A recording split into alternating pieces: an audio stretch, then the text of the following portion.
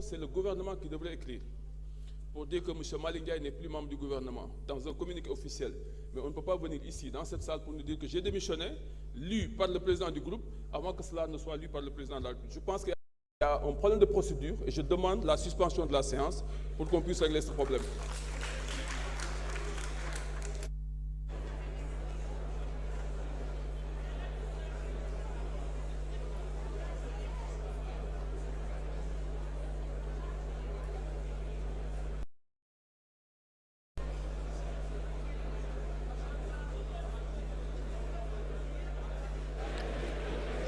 Nous allons clore le débat en s'en tenant strictement aux dispositions de l'article 109 soulevé par l'honorable député Sow.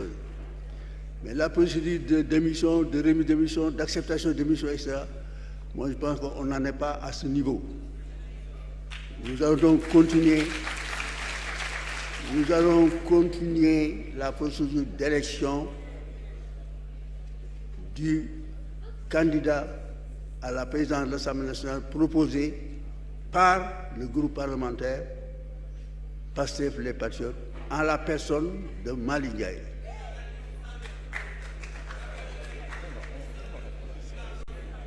Je rappelle, on continue.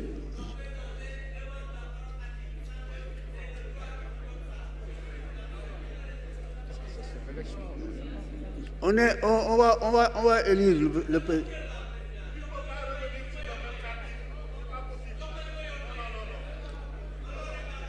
Nous sommes dans le cadre de l'élection. Restons dans le cadre de l'élection.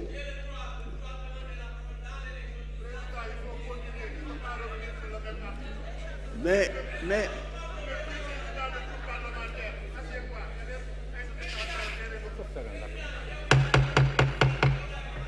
ñool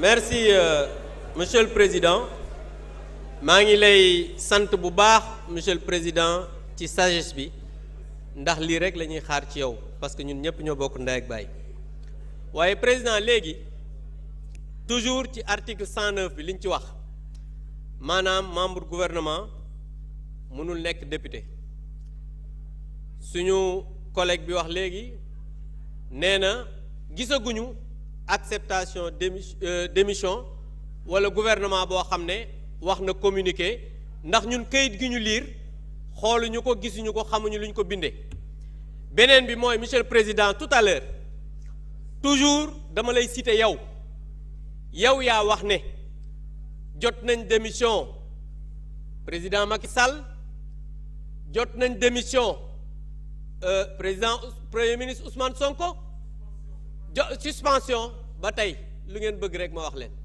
suspension beneen ministre bi waaye yow président mi nga xam ne yaay suñu kilifa tey nekk magum jataay bi yow yaa wax ne je prends acte de ces démissions et de ces suspensions daal di installé man mii ak ñeneen ñaataango yi ma nekkaloon waaye léegi ñun loolu nag président tant que gisuñu ko ci démission bii nga xamante ni mooy démission El Malick Ndiaye wala gouvernement bi def un communiqué officiel bind la yow mii këyit parce que l'administration est écrite je pense que on ne doit pas valablement délibérer bu fekkee ci yoon rek lañ ko teg te dégguñu doole jël di nga xam ne mooy dëgg dem ci kawam je vous remercie.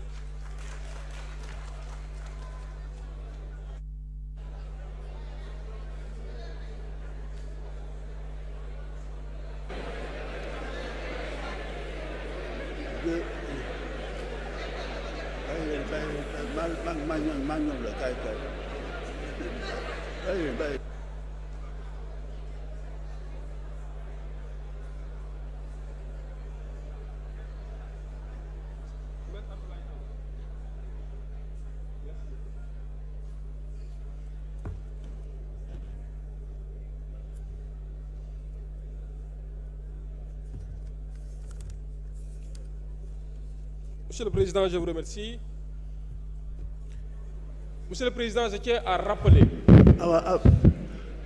Honorable député, je voudrais rappeler qu'on ne peut pas débattre sous ma présidence et même jusqu'à l'installation du bureau exécutif. Tout à fait. Et ça, c'est aussi le règlement intérieur qui le dit. Hein? Et je dis que il y a un amalgame bu ñu bëgg a def entre une lettre de démission de son poste de député, hein, en faveur de celui qui, par la loi sur la parité, va venir à sa place. C'est pourquoi j'ai accusé réception de ces lettres-là pour demander au JC de faire Ce n'est pas le même cas. Ici, c'est l'article 109 soulevé par l'honorable député, hein, qui ne va pas jusqu'à poser les conditions, les formes sous lesquelles il faut le faire. On parle d'inconformité. Mais l'incompatibilité est levée dès l'instant que nous avons la lettre de démission de l'intéressé. Ce n'est pas le gouvernement qui est intéressé. L'intéressé, c'est Malick Ndiaye. Il a adressé au président de la République une lettre de démission et nous avons l'amplification. Donc, ce n'est pas ici, il démissionne pour autre chose. Il dit, là où on va l'envoyer, il sera toujours disponible pour être à la disposition de la République. Moi, je pense quand même qu'il faut faire la part des choses et nous permettre de continuer dans le travail du secteur. Vous avez la parole? Oui, Monsieur le Président, je vous remercie et c'est dans ce même siège que je voudrais intervenir. Je pense que Abdou Mbow dafa juum ak ñi mu àndal. Article 109, benn disposition, benn alinéa kese la. Le mandat de député est incompatible avec la qualité de membre du gouvernement. Ma bëggoon a leeral. Malick Ndiaye est élu député à partir de la proclamation définitive des résultats par le Conseil constitutionnel. C'est incontestable, au même titre que Macky Sall qui a présenté sa démission.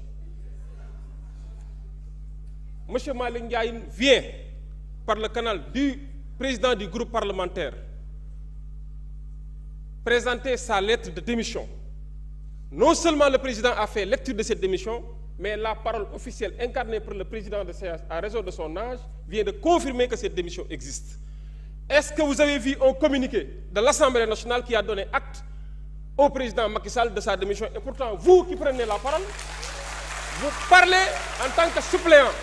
Raison pour laquelle vous avez parlé en tant que suppléant, raison pour laquelle je demande, Monsieur le Président, après l'ouverture du scrutin, de passer automatiquement au vote.